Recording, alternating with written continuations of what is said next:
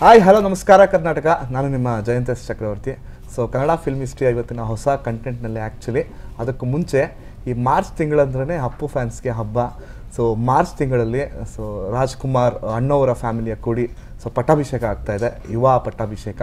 Theatre ತುಂಬಿಕೊಳ್ಳೋ ಹಾಗೆ ಹಬ್ಬ ಮಾಡಬೇಕು ಅಂತ ನಾವೆಲ್ಲ ಕಾಯ್ತಾ ಇದ್ವಿ. ಸೊ ಅದ್ರ ಬಗ್ಗೆ ಮಾತಾಡೋಕ್ಕೆ ನಮ್ಮ ಜೊತೆ ಥ್ಯಾಂಕ್ ಯು ಸರ್. ಹೇಗಿದ್ದೀರಾ ಸರ್? ಚೆನ್ನಾಗಿದ್ದೀನಿ, ನೀವು ಚೆನ್ನಾಗಿದ್ದೀರಾ? ಚೆನ್ನಾಗಿದ್ದೀನಿ. ಆ್ಯಂಡ್ ಹೇಗಿದೆ ಸರ್ ಮೈಂಡ್ ಸೆಟ್? ನನಗೆ ಸದ್ಯಕ್ಕೆ ಇವಾಗ ನಾನು ಹೇಳಿದ ನೆಕ್ಸ್ಟ್ ಯಾವ ಇಂಟರ್ವ್ಯೂ ಇದೆ, ಅದಾದ್ಮೇಲೆ ಯಾವ್ದಿದೆ, ಸಂಜೆ ಏನು ಮಾಡೋದು, ನೆಕ್ಸ್ಟ್ ಡೇ ಬೆಳಿಗ್ಗೆ ಏನು ಮಾಡೋದು, ಬರೀ ಅದರಲ್ಲೇ ಮೈಂಡ್ ಓಡ್ತಾ ಇದೆ. ಓಕೆ, ಅಂದರೆ ಸಿನಿಮಾ ರಿಲೀಸ್ ಆಗ್ತಾ ಇದೆ ಈಗ, ಒಂದು ಎಕ್ಸ್ಪೆಕ್ಟೇಷನ್ ಇರುತ್ತಲ್ಲ ಫ್ಯಾನ್ಸ್ಗೆ ಆಗಲಿ ನಿಮಗೆ ಆಗಲಿ ಫ್ಯಾನ್ಸ್ ಕಡೆಯಿಂದ, ಹೆಂಗೆ ನನ್ನ ತಗೊಬೋದು ಹೇಗೆ ಅಂತ, ಅದೇನಾದ್ರು ಒಂದು ಟೆನ್ಷನ್ ಇದೆಯಾ ಅಂತ?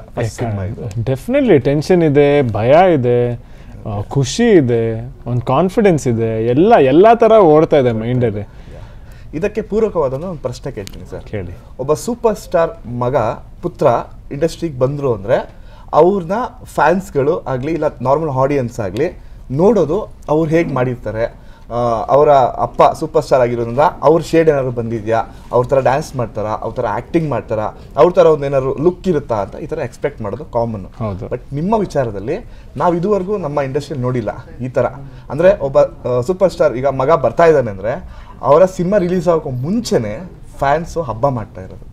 ಅಂದರೆ ಇದೊಂಥರ ಪೀಕ್ಗೆ ಹೋಗಿದೆ ಈಗ. ಸೊ ಎಲ್ಲೇ ಹೋದ್ರು ಯುವರಾಜ್ ಕುಮಾರ್ ಅವ್ರನ್ನ ಒಂಥರ ಈಗ ಕಂಪ್ಲೀಟ್ ಬೆರ್ತ್ಕೊಂಡ್ಬಿಟ್ಟಿದ್ದಾರೆ ಯುವರಾಜ್ ಕುಮಾರ್ ಅವರು. ಮೊನ್ನೆ ಚಾಮರಾಜನಗರ ನೋಡಿದಾಗ ನೀವು ಟೆಂಪಲಿಂದ ಈಚೆಗೆ ಬರೋಕ್ಕಾಗಿಲ್ಲ, ಜಸ್ಟ್ ಒಂದು 10 ಅಡಿ ಏನೋ ಅಷ್ಟೇ, ಅಷ್ಟು ಜನ ತುಂಬಿಕೊಂಡು ನಿಮ್ಮನ್ನ ಎಳ್ದಾಕಿ, ಅದರಲ್ಲೂ ನೀವು ತುಂಬ ಖುಷಿಯಾಗಿ ಕಾಮಾಗಿ ಬಂದ್ರಿ. ಇಷ್ಟೊಂದು ಪ್ರೀತಿಗೆ ಭಯ ಅಂತ ಹೇಳಲ್ಲ, ಜಾಸ್ತಿ ಟೆನ್ಷನ್ ಅಂತೂ ಆಗ್ಬೋದಾ, ಏನಾದ್ರು ಆ ಥರ ಮೈಂಡ್ ಸೆಟ್ ಏನಾದ್ರು ಇದೆಯಾ ಅಂತ, ಹೇಗಿದೆ ಅಂತ ಈ ಥರ ಪ್ರೀತಿ ನೋಡಲ್ಲ? ಪ್ರೀತಿಗಂತೂ ಭಯ ಟೆನ್ಷನ್ ಆಗುತ್ತಾ? ಖಂಡಿತ ಇಲ್ಲ. ಪ್ರೀತಿ ಅಂದರೆ ಅದು ನನಗೆ ಶಕ್ತಿ ಥರ. ಅಂದರೆ ಇಷ್ಟು ವರ್ಷ ನಮ್ಮ ಮನೆಯವ್ರನ್ನ ಎಲ್ಲರೂ ಬೆಳೆಸ್ಕೊಂಬಂದು ಆಶೀರ್ವಾದ ಮಾಡಿ ಇವತ್ತು ಆ ಪ್ರೀತಿ ನನಗೆ ನೋಡೋಕೆ ಸಿಗ್ತಿದೆಯಲ್ಲ, ನನ್ನ ಪುಣ್ಯ ಅದು.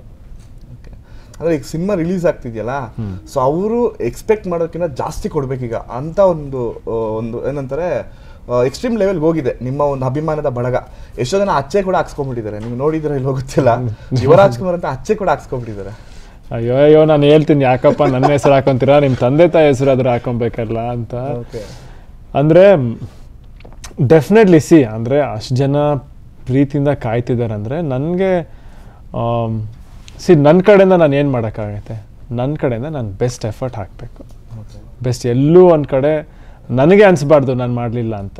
ಸೊ ನನ್ನ ಕಡೆಯಿಂದ ಬೆಸ್ಟ್ ಎಫರ್ಟ್ ಹಾಕಬೇಕು. ಆ್ಯಂಡ್ ನಾನು ಅದಕ್ಕೆ ಕಾಯ್ತಾ ಇದ್ದೀನಿ. ಇವಾಗ ನಾನು ಏನು ಮಾಡಿದ್ದೀನಿ, ಜನ ನೋಡಿದ್ರೆ ಅವ್ರಿಗೆ ಏನು ಅನಿಸುತ್ತೆ, ಏನು ಇಷ್ಟಪಡ್ತಾರೆ, ನಾನು ಅದಕ್ಕಿಂತ ಏನು ಇಷ್ಟಪಡಲ್ಲ, ನಾನು ಏನಾದ್ರು ಬದಲಾಯಿಸ್ಕೊಬೇಕಾ, ಚೇಂಜ್ ಆಗಬೇಕಾ, ಯಾವುದ್ರ ಮೇಲಾದರೂ ಇಂಪ್ರೂವ್ ಮಾಡ್ಕೊಬೇಕಾ. ಆ್ಯಂಡ್ ಅವರಷ್ಟು ಪ್ರೀತಿ ಕೊಡ್ತಿದ್ದಾರಲ್ಲ, ನನ್ನ ಕಡೆಯಿಂದನೂ ಅಷ್ಟೇ ಪ್ರೀತಿ ಇದೆ. ಓಕೆ. ಆ್ಯಂಡ್ ಮೊನ್ನೆ ನೀವು ಸ್ಟೇಜಲ್ಲಿ ಒಂದು ಮಾತು ಹೇಳಿದ್ರಿ, ಅಂದರೆ ನನಗೆ ಈ ಥರ ಫ್ಯಾನ್ಸ್ಗಳೇ ಈ ಥರ ಹೇಳ್ತಾ ಇದ್ರು, ನೀವು ಹೀರೋನೇ ಆಗಬೇಕು, ನೀವು ಈ ಥರ ಆಗಬೇಕು, ಅವರೇ ಡಿಸೈಡ್ ಮಾಡಿದ್ದಾರೆ ಅನ್ನೋ ಒಂದು ಮೆನ್ಷನ್ ಮಾಡಿದ್ರೆ ವರ್ಡ್ನ. ಆಮೇಲೆ ಬೇಡ ನಂಗೆ ಸಿನಿಮಾನೇ ಬೇಡ ಅಂತ ಅಂದ್ಬಿಟ್ಟು ಅವ್ರು ಹೇಳಿದೆ, ಬಟ್ ನಾನು ಅದಕ್ಕೆ ರೆಡಿ ಆಗ್ತಿದ್ದೆ ಅಂತ. ಆ ಪ್ರೋಸೆಸ್ ಬಗ್ಗೆ ಹೇಳೋದಾದ್ರೆ, ಅಂದರೆ ನೀವು ಮನೇಲಿ ಹೇಳಿದ್ದೀರ ನಂಗೆ ಇಷ್ಟ ಇಲ್ಲ ಸಿನಿಮಾ ಅಂತ ಹೇಳಿದ್ದೀರಾ, ಅವ್ರಿಗೆ ಬೇರೆ ಥರ ಯಾವ ಥರ ಟೆನ್ಷನ್, ಇವ್ರು ಏನಾಗ್ಬೋದು ಅನ್ನೋ ಒಂದು ಕಳವಳ ಇದ್ದೇ ಇರುತ್ತೆ ಅವ್ರಿಗೆ. ಬಟ್ ನೀವು ಹೆಂಗೆ ರೆಡಿ ಆಗ್ತಿದ್ರಿ ಅದಕ್ಕೆ? ಯಾರಿಗೂ ಗೊತ್ತಾಗ್ತಿದ್ದಂಗೆ ಏನಾದ್ರು ವರ್ಕೌಟ್ಸ್ ಏನಾದ್ರು ಮಾಡ್ತಿದ್ರು ಆ ಥರ? ಇಲ್ಲ, ಅಂದರೆ ಚಿಕ್ಕ ವಯಸ್ಸಲ್ಲಿ ನಾನು ಯಾವಾಗ ನನಗೆ ಅಂದರೆ ಡೆಫಿನೆಟ್ಲಿ ಅದು ಪ್ರೆಷರ್ ಥರನೇ ಅನಿಸ್ತು. ಫಸ್ಟಿಂದನೇ ಎಲ್ಲರೂ ನೀನೇನು ಬಿಡು ಸಿನಿಮಾ ಮಾಡ್ತೀಯಾ, ನಿನ್ಗೇನು ಕಮ್ಮಿ ಅಂತಿದ್ದಾಗೆಲ್ಲ ನನಗೆ ಒಂಥರ ಏನಪ್ಪ ಎಲ್ಲರೂ ಬರೀ ಇದೇ ಮಾತಾಡ್ತಾರೆ, ಪ್ರತಿ ದಿವಸ ಅದೇ ಹೇಳ್ತಾರೆ, ಅಂದರೆ ನನಗೆ ಬೇರೆ ಲೈಫೇ ಇಲ್ವಾ, ಅಂದರೆ ಬೇರೆದನ್ನ ಯೋಚನೆ ಮಾಡೋಂಗೂ ಇಲ್ವಾ. ಅದಕ್ಕೆ ನಾನು ಫಸ್ಟೇ ಇಲ್ಲ, ಅಂದರೆ ನನಗೆ ನೋಡಿರ್ಬೇಕಂದ್ರೆ ನನ್ನ ಮನಸ್ಸಲ್ಲಿ ಏನಿದೆ ಅನ್ನೋದಕ್ಕೆ ನಾನು ಫಸ್ಟ್ ಎಲ್ರಿಗೂ ಇಲ್ಲ ಅಂತಲೇ ಹೇಳಿದೆ. ಬಟ್ ನನ್ನ ಮನಸ್ಸಲ್ಲಿತ್ತು, ಅದು ನನ್ನ ಮನಸ್ಸಲ್ಲೇ ಇಟ್ಕೊಂಡೆ. ಆ್ಯಂಡ್ ಎಜುಕೇಷನ್ ಮುಗಿಸ್ಬೇಕು ಅನ್ನೋದು ನನ್ನ ಮೈಂಡಲ್ಲೂ ಇತ್ತು. ಯಾಕಂದರೆ ನಾಳೆ ದಿನ ಸಿನಿಮಾ ಆದಮೇಲೆ ಏನಾಗುತ್ತೆ ಅಂತ ಗೊತ್ತಿಲ್ಲ. ಸೊ ಜೀವನ ನಡಿಬೇಕು, ಲೈಫ್ ನಡಿಬೇಕಲ್ಲ, ಅಟ್ಲೀಸ್ಟ್ ಒಂದು ಗ್ರ್ಯಾಜುಯೇಷನ್ ಅಥವಾ ಒಂದು ಕೆಲಸ ಅಂತ ಇದ್ದರೆ ಲೈಫಲ್ಲಿ ಏನಾದ್ರು ಮುಂದೆ ಮಾಡ್ಬೋದು ಅಂತ ಆರ್ಕಿಟೆಕ್ಚರ್ ಕಂಪ್ಲೀಟ್ ಮಾಡಿದೆ. ನನಗೆ ಕ್ರಿಯೇಟಿವಿಟಿ ಅಂದರೆ ತುಂಬ ಇಷ್ಟ. ಆ್ಯಂಡ್ ಕನ್ಸ್ಟ್ರಕ್ಷನ್ ಆ್ಯಂಡ್ ಡಿಸೈನ್ ಮಾಡೋದಂದರೆ ನಂಗೆ ಸಖತ್ ಇಷ್ಟ. ಸೊ ಅದನ್ನು ಪರ್ಸ್ಯೂ ಮಾಡಿ ಡಿಗ್ರಿ ಯಾವಾಗ ಬಂತು, ನನಗೆ ಆ ವಿಷಯದಲ್ಲಿ ಎಜುಕೇಷನಲ್ಲಿ ಒಂದು ಕಾನ್ಫಿಡೆನ್ಸ್ ಬಂತು. ಅದಾದ ನಂತರ ಕಂಪ್ಲೀಟಾಗಿ ಪ್ರೊಫೆಷ್ನಲ್ ಆಗಿ ಸಿನಿಮಾಗಂತಲೇ ಟ್ರೈನ್ ಮಾಡಬೇಕು ಅಂತ ನಾನು 1 ವರ್ಷ ಬಾಂಬೆಗೆ ಹೋದೆ. ಬಾಂಬೆಲೆಲ್ಲ ಟ್ರೈನಿಂಗ್ ಮುಗಿಸ್ಕೊಂಡೆ. ಆಮೇಲೆ ಇಲ್ಲಿ ಬಂದೆ, ಇಲ್ಲಿ ಸುಮಾರು ಜನ ಟೆಕ್ನಿಷಿಯನ್ಸ್ ಜೊತೆ ಕೆಲಸ ಮಾಡಿದೆ, ಅಸಿಸ್ಟೆಂಟ್ ಡೈರೆಕ್ಟರ್ಸ್ ಜೊತೆ ಕೂತ್ಕೊಂಡು ಆ್ಯಕ್ಟಿಂಗ್ ಪ್ರಾಕ್ಟೀಸ್ ಮಾಡಿದೆ. ಆ್ಯಂಡ್ ಅದಾದ ನಂತರ ಲೈಕ್ ಸುಮಾರು ವರ್ಕ್ಶಾಪ್ಸ್ ಕೂಡ ಮಾಡಿದೆ. ಸೊ ಇದೆಲ್ಲ ಆಗಿ ಆಮೇಲೆ ನಿಮ್ಗೆ ಗೊತ್ತು ಒಂದು ಶೋ ರೀಲ್ ಕೂಡ ಮಾಡಿದ್ವಿ. ಏನಂದರೆ ಎಲ್ಲ ಆಗಿ ಟೈಮ್ ಕೂಡ ಬಂತು. ಬಟ್ ನನಗೆ ಯಾವಾಗ ಕಾನ್ಫಿಡೆನ್ಸ್ ಬಂತು ಅವಾಗ ನಾನು ಓಪನ್ ಆಗಿ, ಅಂದರೆ ನನಗೆ ಫಸ್ಟ್ ಕಾನ್ಫಿಡೆನ್ಸ್ ಬೇಕಿತ್ತು. ಅಂದರೆ ಎಲ್ಲರೂ ಹೇಳ್ತಿದ್ರಲ್ಲ, ಅವ್ರು ಹೇಳ್ತಿರೋ ಮಾತ್ರಕ್ಕೆ ನಾನು ಸಿನಿಮಾಗೆ ಬರೋಕ್ಕಾಗಲ್ವಲ್ಲ, ನನಗೆ ಅಟ್ಲೀಸ್ಟ್ ಒಂದು ಸ್ವಲ್ಪ ಕಾನ್ಫಿಡೆನ್ಸ್ ಬರಬೇಕು. ಆ್ಯಂಡ್ ನನಗೆ ಅಂದರೆ ನನ್ನ ಆಸೆನ ಎಲ್ಲಿ ಜಾಸ್ತಿ ಹೇಳ್ಬಿಟ್ರೆ ಚಿಕ್ಕ ವಯಸ್ಸಿಂದ ಬರೀ ಅದ್ರ ಬಗ್ಗೆನೇ ಮಾತಾಡ್ತಾರೆ ಅನ್ನೋದಕ್ಕೆ ನಾನು ಹೇಳೋದೇ ನಿಲ್ಲಿಸ್ಬಿಟ್ಟಿದ್ದೆ. ಓಕೆ, ಸೊ ಅದನ್ನ ಶೇಡಲ್ಲೇ ಸೊ ನಿಮ್ಮ ಜರ್ನಿನ ನೀವು ಸ್ಟಾರ್ಟ್ ಮಾಡ್ಕೊಂಡ್ರಿ. ಬಟ್ ಅದೇ ಇದೆಲ್ಲ ನೋಡಿ ಗೊತ್ತೇ ಇರೋದು ನಮ್ಗೆ, ಈ ಥರ ಹೋಗಿ ಟ್ರೈನ್ ಆಗಿರೋದು ಇವೆಲ್ಲ ಅಭಿಮಾನಿಗಳು ಗೊತ್ತಾಗಲ್ಲ. ಅದು ಅವ್ರು ಸಿನಿಮಾ ನೋಡ್ತಾರೆ, ಫಸ್ಟ್ ಡೇ ಸಿನಿಮಾ ನೋಡಿ ಡಿಸೈಡ್ ಮಾಡಿಬಿಡ್ತಾರೆ. ಬಟ್ ಅದರಿಂದ ಎಷ್ಟು ಸ್ಟ್ರಗಲ್ ಪಟ್ಟಿದ್ದಾರೆ ನೀವು, ಅದು ಗೊತ್ತಾಗಬೇಕು. ಆ್ಯಂಡ್ ಈ ಒಂದು ಪ್ರೋಸೆಸ್ಸಲ್ಲಿ ಡ್ಯಾನ್ಸ್ ಬಗ್ಗೆ ಕೇಳೋದಾದ್ರೆ, ಸೊ ಆ್ಯಕ್ಚುಲಿ ನನಗೆ ಚಾಮರಾಜನಗರದಲ್ಲಿ ಸ್ವಲ್ಪ ಡಿಸಪಾಯಿಂಟ್ ಆಯಿತು. ಬಿಕಾಸ್ ಒಂದು ನಿಮಿಷದಲ್ಲಿ ಹಿಂಗೆ ಬಂದು ಹಿಂಗೆ ಹೋಗ್ಬಿಟ್ರಿ, ಇನ್ನು ನೋಡಬೇಕು ಅಂತ ಅನಿಸ್ತಿತ್ತು. ಬಟ್ ನೀವು ಮೊನ್ನೆ ಹಾಡಿದ್ದು ನನಗೆ ಫುಲ್ ಸಿಕ್ಕಾಪಟ್ಟೆ ಇಷ್ಟ ಆಡಿದ್ರಿ. ಅದರಲ್ಲೂ ಅದೇ ಎಲ್ಲರೂ ಹೇಳೋ ಥರನೇ ಒಂದು ಶೇಡ್ ಅಂತ ಕಾಣುತ್ತೆ ಅಪ್ಪು ಸರ್ದು. ಅದು ಕಾಮನ್ನೇ, ಯಾಕಂದ್ರೆ ನಾವು ಅಪ್ಪು ಸರ್ನ ನೋಡ್ತೀವಿ ಎಲ್ಲ ಕಡೆನೂ. ಸೊ ಅದರಿಂದ ಬಟ್ ಈ ಫ್ಯಾನ್ಸ್ ಅಂತ ಬಂದಾಗ, ಈ ಡ್ಯಾನ್ಸ್ ಅಂತ ಬಂದಾಗ ಎಲ್ಲ ಒಂದು ಕಡೆ ಒಂದು ಟೆನ್ಷನ್ ಅಂತ ಇರುತ್ತೆ ಸರ್. ಸೊ ಡ್ಯಾನ್ಸ್ನ ನಾನು ಪರ್ಫೆಕ್ಟಾಗಿ ಮಾಡಬೇಕು, ಪ್ರಿಪೇರ್ ಆಗಬೇಕು, ಆ ಒಂದು ಪ್ರೋಸೆಸ್ ಹೆಂಗಿತ್ತು ಅಂತ? ಡೆಫಿನೆಟ್ಲಿ ಸಿ, ಡ್ಯಾನ್ಸ್ ಆಗಲಿ, ಫೈಟ್ ಆಗಲಿ, ಆ್ಯಕ್ಟಿಂಗ್ ಆಗಲಿ ಪರ್ಫೆಕ್ಟಾಗಿ ಮಾಡಬೇಕು ಅನ್ನೋದು ನನಗೆ 100% ಇದೆ. ಆ್ಯಂಡ್ ನನಗನ್ಸೋದು ಪ್ರತಿಯೊಬ್ಬರಿಗೂ ಆರ್ಟಿಸ್ಟಿಗೂ ಇದ್ದೇ ಇರುತ್ತೆ. ಆ್ಯಂಡ್ ಎಸ್ಪೆಷಲಿ ಅಂದರೆ ಅದಕ್ಕೆ ಅದ್ರ ಬಗ್ಗೆ ಇಂಟ್ರೆಸ್ಟ್ ಇದ್ದರೆ. ಆ್ಯಂಡ್ ನನಗೆ ಚಿಕ್ಕ ವಯಸ್ಸಿಂದನೂ ಅದ್ರ ಬಗ್ಗೆ ಇಂಟ್ರೆಸ್ಟ್ ಇತ್ತು. ಸೊ ನಾನು ಆ ಪರ್ಫೆಕ್ಟ್ ಮಾಡೋಕ್ಕಂತಲೇ ನಾನು ಬಾಂಬೆಗೆ ಹೋಗಿ ಲೈಕ್ ಸ್ಟಂಟ್ಸ್ ಕಲಿತೆ, ಡ್ಯಾನ್ಸ್ ಕಲಿತೆ ಅಲ್ಲಿರೋ ಆರ್ಟಿಸ್ಟ್ ಜೊತೆಗೆ. ಆ್ಯಂಡ್ ಇಲ್ಲಿ ಬಂದು ಇಲ್ಲಿರೋ ಟೆಕ್ನಿಷಿಯನ್ಸ್ ಜೊತೆ, ಇಲ್ಲಿರೋ ಜೊತೆನೂ ಕಲಿತೆ. ಸೊ ನನಗೇನಂದರೆ ನನಗೆ ಎಂಟರ್ಟೈನ್ ಮಾಡೋದು ತುಂಬ ಇಷ್ಟ. ಜನ ಒಟ್ಟಿನಲ್ಲಿ ಸ್ಕ್ರೀನ್ ನೋಡೋಕ್ಕೆ ಖುಷಿ ಪಡಬೇಕು. ಆ್ಯಂಡ್ ಡ್ಯಾನ್ಸು ಫೈಟ್ಸ್ ಅಂದರೆ ನಿಮಗೆ ಗೊತ್ತು, ಜನ ಎಂಜಾಯ್ ಮಾಡ್ತಾರೆ. ಆ್ಯಂಡ್ ಅದ್ರ ಜೊತೆಗೆ ಲೈಕ್ ಆ್ಯಕ್ಟಿಂಗು ಒಂದು ಕತೆ ಇದ್ದಾಗಲೇ ಅದಕ್ಕೆಲ್ಲ ವ್ಯಾಲ್ಯೂ ಅಲ್ಲ. ಸೊ ಎಲ್ಲ ವಿಷಯದಲ್ಲೂ ನನ್ನ ಕಡೆಯಿಂದ ನಾಳೆ ದಿನ ಒಬ್ಬರು ಡೈರೆಕ್ಟರ್ ಬಂದರೆ ಅಥವಾ ಪ್ರೊಡ್ಯೂಸರ್ ಬಂದ್ರೂ ಅಟ್ಲೀಸ್ಟ್ ಇವನ ಕೈಲಿ ಇದೆಲ್ಲ ಮಾಡೋಕ್ಕಾಗತ್ತೆ. ಸೊ ಕೆಲವು ಸತಿ ಒಂದು ಸ್ಕಿಲ್ ಸೆಟ್ ಅಂತ ಹೇಳ್ತಾರಲ್ಲ, ಓಕೆ ಒಬ್ಬ ಆರ್ಟಿಸ್ಟ್ ಡ್ಯಾನ್ಸು ಮಾಡ್ಬೋದು, ಫೈಟು ಮಾಡ್ಬೋದು, ಆ್ಯಕ್ಟು ಚೆನ್ನಾಗಿ ಮಾಡ್ತಾನೆ, ಇನ್ನೇನೋ ಬೇರೆ ಮಾಡ್ತಾನೆ ಅಂತ ಒಂದು ಸ್ಕಿಲ್ ಸೆಟ್ ಇದ್ದರೆ ಅವ್ರಿಗೂ ಸ್ಕ್ರಿಪ್ಟಲ್ಲಿ ಒಂದಿಷ್ಟು ವೇರಿಯೇಷನ್ಸ್ ಬರುತ್ತೆ ಅಂತ. ಸೊ ಅಟ್ಲೀಸ್ಟ್ ನನ್ನಲ್ಲಿ ಎಲ್ಲ ಆಪ್ಷನ್ಸ್ ಇರಲಿ. ಆ್ಯಂಡ್ ನನಗೂ ಅದ್ರ ಮೇಲೆ ಆಸೆ ಇದೆ. ಸೊ ನಾಳೆ ದಿನ ಯಾರೇ ಒಂದು ಕತೆ ಮಾಡಿದ್ರು ಅವ್ರಿಗೂ ಕಥೆಯಲ್ಲಿ ಯೋಚನೆ ಮಾಡೋಕ್ಕೆ ಒಂದು ಸ್ಕೋಪ್ ಸಿಗಲಿ ಅಂತ ನನ್ನ ಮೈಂಡಲ್ಲಿ ಇದೆ. ಆ್ಯಂಡ್ ಈ ಗ್ಯಾಪಲ್ಲಿ ಲಾಂಗ್ ಬೇರೆ ಇಟ್ಕೊಂಡ್ಬಿಡ್ತೀರಾ, ಅದು ಸರ್ಪ್ರೈಸ್. ಅದು ನಮ್ಗೆ ಯಾರಿಗೂ ಎಕ್ಸ್ಪೆಕ್ಟ್ ಮಾಡಿರಲ್ಲ, ಯಾರೇ ಫ್ಯಾನ್ಸ್ ಆಗಲಿ. ಆ ಲಾಂಗ್ ಎಲ್ಲ ನಮ್ಮ ದೊಡ್ಡಪ್ಪನ ಸಾಂಗಿಗೆ ಲಾಂಗ್ ಹಿಡಿದೆ ಆದರೆ ಅದು ಹೆಂಗೆ ಹೇಳಿ ಅಲ್ವಾ. ಅಂಡ್ ಸಖತ್ ಮಾಸ ಕಾಣಿಸ್ತೀರ, ಆ ಲುಕ್ಕು ನಿಮ್ದು, ಆ ಕಣ್ಣು ಒಂಥರ ಹಂಗೆ. ಸಂತೋಷ್ ಸರ್ ಮೊನ್ನೆ ಯಾವ್ದೋ ಇಂಟರ್ವ್ಯೂನಲ್ಲಿ ನಾನು ನೋಡಿದೆ, ಅಂದ್ರೆ ಸ್ವಲ್ಪ ಕಣ್ಣು ಶಿವಣ್ಣ ತರ ಇದೆ ಅಂತ ಹೇಳ್ತಾ ಇದ್ರು. ಅಂದ್ರೆ ಆ ಒಂದು ಫೈರ್ ಇದೆ ಕಣ್ಣಲ್ಲಿ. ಅವ್ರ ಕಣ್ಣು ನೋಡಿದ್ರೆ ಅವ್ರ ಕಣ್ಣು ನೋಡಿದ್ರೆ ಹೆಂಗೆ ನಮ್ಗೆ ಯಾವುದೇ ನೋಡಿ ಯಾವುದೇ ಪೋಸ್ಟರ್ ಆಗ್ಬಿಟ್ಟು ಕಣ್ಣು ತುಂಬಾ ಹೈಲೈಟ್ ಆಗ್ತಾ ಇದೆ ಪೋಸ್ಟರ್ ಅಲ್ಲಿ. ಥ್ಯಾಂಕ್ ಯು, ಅದು ಖುಷಿ ಆಗುತ್ತೆ. ಅಂಡ್ ಇನ್ನೊಂದು ಮೈನ್ ಸರ್, ಮುಂಚೆ ಅಣ್ಣವರು ಎಲ್ಲ ಸ್ಟೋರಿ ಮಾಡಬೇಕಾದ್ರೆ ವರ್ಧಣ್ಣ ಅವರು ಅಣ್ಣವರೆಲ್ಲ ಕುತ್ಕೊಂಡು ಡಿಸೈಡ್ ಮಾಡಿಬಿಡ್ತಿದ್ರಂತೆ, ಈ ಸಿನಿಮಾ ಫ್ಲಾಪ್ ಆಗುತ್ತೆ, ಈ ಸಿನಿಮಾ ಹಿಟ್ ಆಗುತ್ತೆ, ಈ ಸಿನಿಮಾ ಸೂಪರ್ ಹಿಟ್, ಈ ಸಿನಿಮಾ ಇಂಡಸ್ಟ್ರಿ ಹಿಟ್. ಈ ಥರ ಒಂದು ಅವಾಗ ಇದ್ದಂತಹ ಕಾಲ ನಾವು ಕೇಳಿದ್ದೀವಿ ಅಷ್ಟೇ, ನೋಡಿಲ್ಲ. ಬಟ್ ಈಗಿನ ಒಂದು ಇದರಲ್ಲಿ ಫ್ಯಾಮಿಲಿಯಲ್ಲಿ ಸೊ ಆ ಥರ ಡಿಸೈಡ್ ಏನಾದ್ರು ಮಾಡ್ತಾರೆ ಯಾರೋ ಇದಾರ ಫ್ಯಾಮಿಲಿ? ನಾನು ಕೇಳೋ ಕುತೂಹಲ ನಮಗೆ. ಸಿ ಒಂದೇನಂದರೆ ನನಗನ್ಸೋದು ಡೆಫಿನೆಟ್ಲಿ ಆಗಿನ ಟೈಮಲ್ಲಿ ಆ ಥರ ಇತ್ತು. ಬಟ್ ಇವಾಗೇನಂದರೆ ಕಂಟೆಂಟು ತುಂಬ ಇದೆ. ಜನ ನಿಮಗೆ ಗೊತ್ತು, ಪ್ರತಿ ದಿವಸ ಇವಾಗ OTT ಬಂದಿದೆ, ಸೋಷಿಯಲ್ ಮೀಡಿಯಾ ಇದೆ, ಯೂಟ್ಯೂಬ್ ಇದೆ, ಸುಮಾರು ಥರ ಎಲ್ಲ ಅಂದರೆ ಇಂಟರ್ನ್ಯಾಷನಲ್ ಕಂಟೆಂಟು, ಎಲ್ಲ ದೇಶದಲ್ಲೂ ಜಾಗದಲ್ಲೂ ನಡೆಯೋ ಕಂಟೆಂಟು ಇವಾಗ ಪ್ರತಿಯೊಬ್ಬರಿಗೂ ಆಕ್ಸೆಸಿಬಲ್ ಇದೆ. ಸೊ ನಮಗೆ ಜನ ಏನು ನೋಡ್ತಿದ್ದಾರೆ ಅಂತಲೇ ಗೊತ್ತಿಲ್ಲ. ಮುಂಚೆ ಅಂದರೆ ನಮಗೆ ಗೊತ್ತಿತ್ತು ಜನ ಈ ಥರ ಸಿನಿಮಾಗಳು ನೋಡ್ತಿದ್ದಾರೆ, ಇದನ್ನು ಇಷ್ಟಪಡ್ಬೋದು, ಇದನ್ನು ಇಷ್ಟಪಡಲ್ಲ ಅಂತ ಮೋಸ್ಟ್ಲಿ ಆ ಟೈಮಲ್ಲಿ ಅವ್ರು ಜಡ್ಜ್ ಮಾಡ್ತಿದ್ರು ಏನೋ. ಬಟ್ ಇವಾಗ ತುಂಬ ಕಷ್ಟ. ಅಂದರೆ ಜನ ಏನು ನೋಡ್ತಿದ್ದಾರೆ, ಏನು ಇಷ್ಟಪಡೋದು. ಸೊ ನಮ್ಮದು ಏನಂದರೆ ಒಂದು ಗೆಸ್ ವರ್ಕ್ ಅಂತ ಇರುತ್ತೆ. ಸೊ ಅವತ್ತಿನ ದಿವಸ ರಿಲೀಸ್ ಆದಮೇಲೆ ಜನ ಸಿನಿಮಾ ನೋಡಿದ್ಮೇಲೆ ನಮಗೂ ಅರ್ಥ ಆಗೋದು, ಓಕೆ ನಾವು ಗೆಸ್ ಮಾಡಿರೋದು ಕರೆಕ್ಟಾಗಿದೆಯಾ ಕರೆಕ್ಟಾಗಿಲ್ವಾ ಅಂತ. ಯಾಕೆಂದರೆ ಪ್ರತಿಯೊಬ್ಬರು ಇವಾಗ ಯಾರೇ ಸಿನಿಮಾ ಮಾಡಿದ್ರು, ಎಷ್ಟು ಸಿನಿಮಾ ಬರುತ್ತೆ, ಯಾರೇ ಸಿನಿಮಾ ಮಾಡಿದ್ರು ಎಲ್ಲರೂ ಒಳ್ಳೆ ಸಿನಿಮಾ ಅಂತಲೇ ಮಾಡಲ್ವಾ, ಯಾರು ಕೆಟ್ಟ ಸಿನಿಮಾ ಅಂತ ಮಾಡಲ್ಲ. ಎಲ್ಲರೂ ಪ್ರೀತಿಯಿಂದನೇ ಮಾಡೋದು, ಎಲ್ಲರೂ ಕಷ್ಟಪಟ್ಟೆ ಮಾಡೋದು, ಒಳ್ಳೆ ಸಿನಿಮಾ ಅಂತಲೇ ಮಾಡೋದು. ಆ್ಯಂಡ್ ಎಲ್ಲರೂ ಆ ಗೆಸ್ ವರ್ಕಿಂದನೇ ಮಾಡೋದು. ಅಂದರೆ ಜನ ಈ ಕತೆ ನೋಡಿದ್ರೆ ಇಷ್ಟಪಡ್ತಾರೆ ಅಂತ. ಬಟ್ ಅದು ರಿಲೀಸ್ ಆದ ನಂತರನೇ ನಮಗೂ ಗೊತ್ತಾಗೋದು. ಸೊ ನಾವು ಅದೇ ಮೈಂಡ್ ಸೆಟಲ್ಲಿ ಮಾಡಿದ್ದೀವಿ. ಅಂದರೆ ಜನ ಇದನ್ನೆಲ್ಲ ಇಷ್ಟಪಡ್ತಾರೆ, ಖಂಡಿತ ಇದನ್ನು ಇಷ್ಟಪಟ್ಟೆ ಪಡ್ತಾರೆ. ಸೊ ರಿಲೀಸ್ ಆದಮೇಲೆ ನಮಗೂ ಗೊತ್ತಾಗೋದು, ಓಕೆ ನಾವು ಅಂದ್ಕೊಂಡಿದ್ದು ಸರಿನಾ ಇಲ್ವಾ ಅಂತ. ಓಕೆ. ಅಂಡ್ ಯುವ ಅನ್ನೋ ನೇಮಿಗೆ ಬರ್ತೀನಿ ಸರ್ ಆ್ಯಕ್ಚುಲಿ. ಅಂದರೆ ಈ ನೇಮ್ನ ನಾವು ಮುಂಚೆ ಯುವರಾಜ, ಸೊ ಆ ಥರ ಒಂದು ಯುವ ಅಂತ ನಾವು ಸ್ವಲ್ಪ ಕಮ್ಮಿ ಕೇಳಿದ್ದೀನಿ. ನನಗೆ ಆ ಥರ ಆ ವರ್ಡ್ನ ಸ್ವಲ್ಪ ಕಮ್ಮಿ ಕೇಳಿದ್ದೀನಿ ಅಂತ ಅನ್ನಿಸ್ತು. ಬಿಕಾಸ್ ಅದು ಮುಂಚೆ ಕೇಳಿರಲಿಲ್ಲ ನಾನು ಆ ಥರ ಹೆಸರು ಎಷ್ಟು ಚೆನ್ನಾಗಿದೆ, ಯೂತ್ಫುಲ್ ಆಗಿದೆ ಅಂತ ಮಾಸ್ಟರ್ ಪೀಸಲ್ಲಿ ಬಂದಾಗ ನಾನು ಕೇಳಿಸ್ಕೊಳಿದ್ದು ಫಸ್ಟ್ ನೇಮ್. ಅದಾದಮೇಲೆ ಯುವರತ್ನ ಅನ್ನೋ ಸಿನಿಮಾ ಬರುತ್ತೆ, ಅದರಲ್ಲೂ ಅಪ್ಪು ಸರ್ ನೇಮು ಯುವ ಅಂತ ಬರುತ್ತೆ. ಅದಕ್ಕೆ ಮುಂಚೆನೇ ನಿಮ್ಮದು ಯುವರಾಜ್ ಕುಮಾರ್ ಅಂತ ಪಟ್ಟಾಭಿಷೇಕ ನೇಮ್ ಚೇಂಜ್ ಆಗುತ್ತೆ. ಅದು ಇವಾಗ ಸಿನಿಮಾ ಬರ್ತಾ ಇದೆ ಯುವ, ಆ ಒಂದು ನಾಮಕರಣ, ಸೊ ಏನಾದರೂ ಸಂಬಂಧ ಇದೆಯಾ ಅದಕ್ಕೂ ಇದಕ್ಕೂ ಅಂತ? ಅಂದರೆ ನಾನು ಇಂಡಸ್ಟ್ರಿಗೆ ಬರಬೇಕಂದ್ರೆ ಮುಂಚೆಯಿಂದನೂ ಬರೀ ನಮ್ಮ ಕುಟುಂಬ ಅಂತಲ್ಲ, ಇಂಡಸ್ಟ್ರಿಲಿ ಸುಮಾರು ಜನ ಇಂಡಸ್ಟ್ರಿಗೆ ಬಂದಾಗ ವ್ಯಾವಹಾರಿಕ ಅಂತಲೇ ಹೆಸರನ್ನ ಬದಲಾಯಿಸ್ತಾರೆ.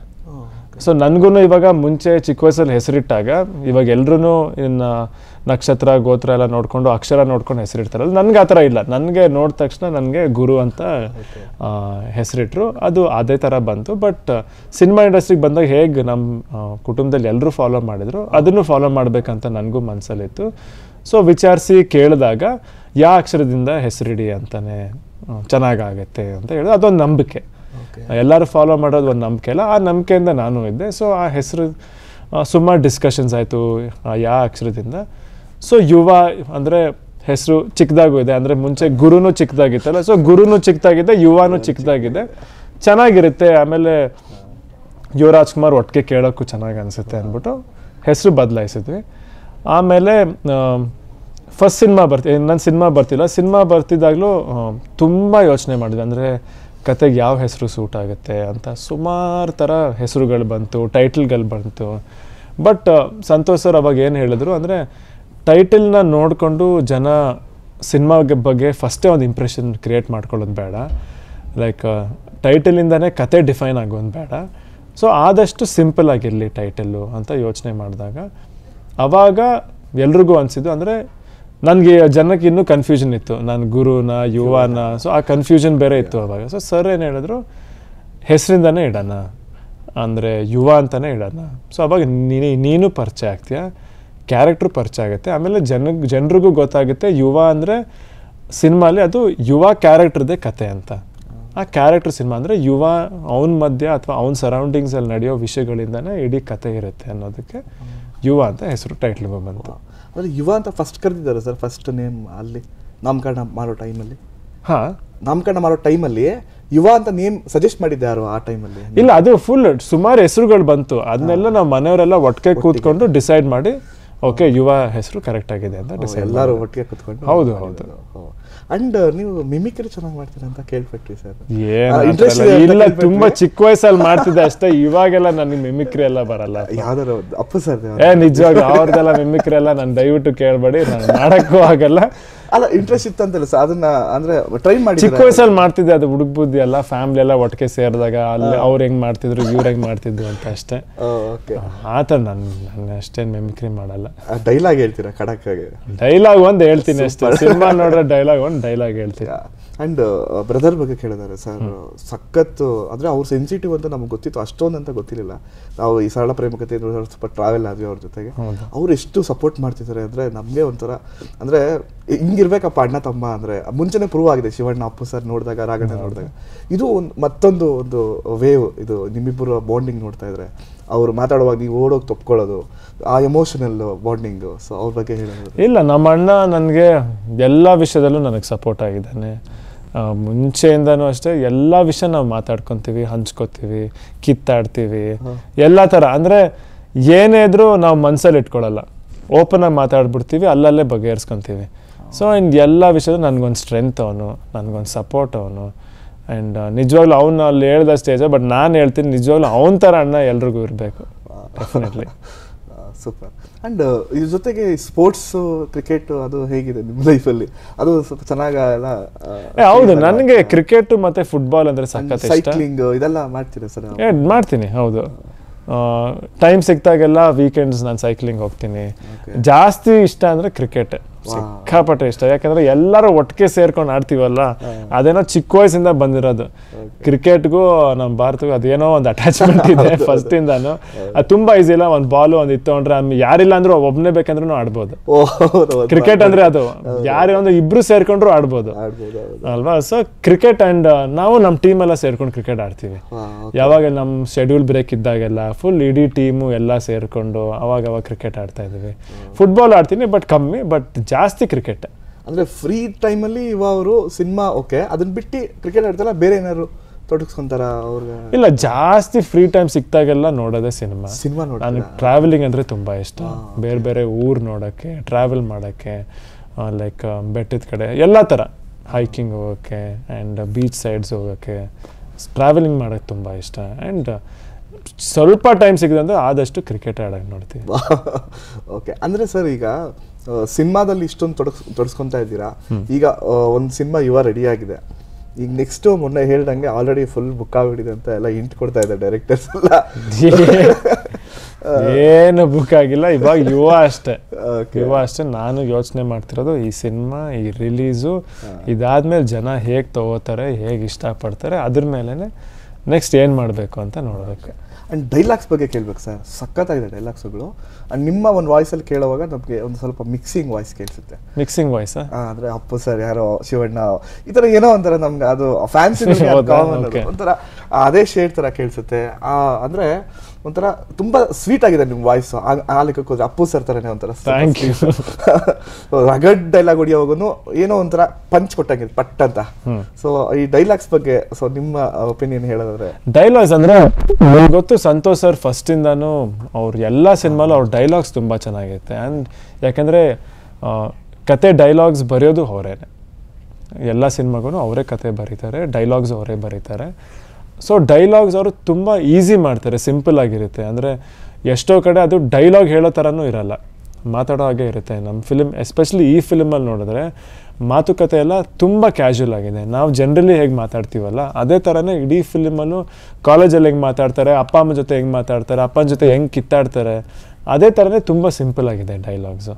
ಆ್ಯಂಡ್ ಕೆಲವು ಒನ್ ಲೈನರ್ಸ್ ಇದೆಲ್ಲ ಇಂಪಾರ್ಟೆಂಟ್, ಕೆಲವು ಪಾಯಿಂಟ್ಸ್ ಹೇಳಬೇಕಂದ್ರೆ ಅದೆಲ್ಲ ಸರ್ ತುಂಬ ಚೆನ್ನಾಗಿ ಬರೀತಾರೆ. ಆ್ಯಂಡ್ ಡೈಲಾಗ್ ಡೆಲಿವರಿ ಆಗಲಿ, ಅದರಲ್ಲಿ ವಾಯ್ಸ್ ಮಾಡ್ಯುಲೇಷನ್, ಅದನ್ನು ನನಗೆ ಸರ್ ತುಂಬ ಟ್ರೈನ್ ಮಾಡಿದ್ದಾರೆ. ನನಗೆ ಯಾವ ಥರ ಹೇಳಬೇಕು, ಹೇಗೆ ಹೇಳಬೇಕು, ಯಾವುದ್ರ ಮೇಲೆ ಒತ್ತು ಕೊಡಬೇಕು, ಅವೆಲ್ಲ ತುಂಬ ಸರ್ ಜೊತೆ ನಾನು ಟೀಮ್ ಜೊತೆ ಕೂತ್ಕೊಂಡು ಪ್ರಾಕ್ಟೀಸ್ ಮಾಡಿ ಅಭ್ಯಾಸ ಮಾಡ್ಕೊಂಡಿದ್ದೀನಿ. ಸೂಪರ್.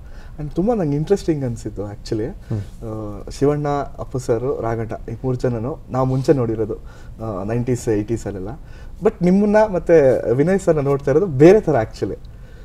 ದಾಡಿ ಅಂತಾನೆ ಇನ್ನೇನೆಲ್ಲ ದಾಡಿ ಅಂದ್ರೆ ನಿಮ್ ಮುಂಚೆ ನೋಡಿ, ಮುಂಚೆ ಆ ಟೈಮಲ್ಲಿ ಅಲ್ಲ, ಆ ಟೈಮಲ್ಲಿ ಜನನು ಈ ತರ ಎಲ್ರು ದಾಡಿ ಬಿಡ್ತಿದ್ರ.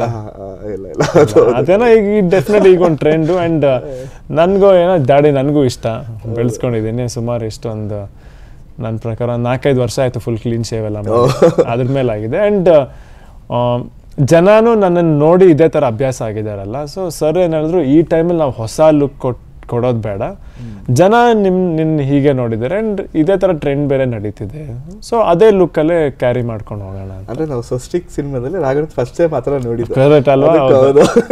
ಅದಕ್ಕೆ ಮುಂಚೆ ನಾವು ನೋಡಿರಲಿಲ್ಲ. ಆ ಲುಕ್ ಇಂದಾನೆ ಕಂಪ್ಲೀಟ್ ನಾವು ಹಿಂಗೆ ಇರ್ಬೇಕು ರಾಘಣ್ಣ. ಇಲ್ಲ, ನಮ್ ಚಿಕ್ಕಪ್ಪಂಗೂ ತುಂಬಾ ಆಸೆ ಇತ್ತು, ಫುಲ್ ಬಿಯರ್ಡ್ ಬಿಡ್ಕೊಂಡು ಒಂದ್ ಕ್ಯಾರೆಕ್ಟರ್ ಮಾಡ್ಬೇಕು ಅಂತ ಸಖತ್ ಆಸೆ ಇತ್ತು. ಅದನ್ನ ನೆನ್ಸ್ಬಾರ್ದು ಪಿಸರ್ ಆ ಟೈಮಲ್ಲಿ. ಈಗ ಫಸ್ಟ್ ಸಿನಿಮಾ ಇಂದನೇ ನೀವು ಟ್ರೆಂಡ್ ಚೇಂಜ್ ಮಾಡಿದ್ರಿ ಆಕ್ಚುಲಿ. ಅಲ್ಲ, ಈಗ ಇರೋ ಟ್ರೆಂಡ್ ನಾನು ಅಲ್ಲ, ನಿಮ್ ಫ್ಯಾಮಿಲಿ ಅಂತ ತಗೊಂಡ್ರೆ, ದೊಡ್ಡ ಮನೆ ಅಂತ ತಗೊಂಡ್ರೆ ನೀವು ಇವಾಗ ಟ್ರೆಂಡ್ ಸೆಟರ್ ಅಂತ ಹೇಳ್ಬೋದು.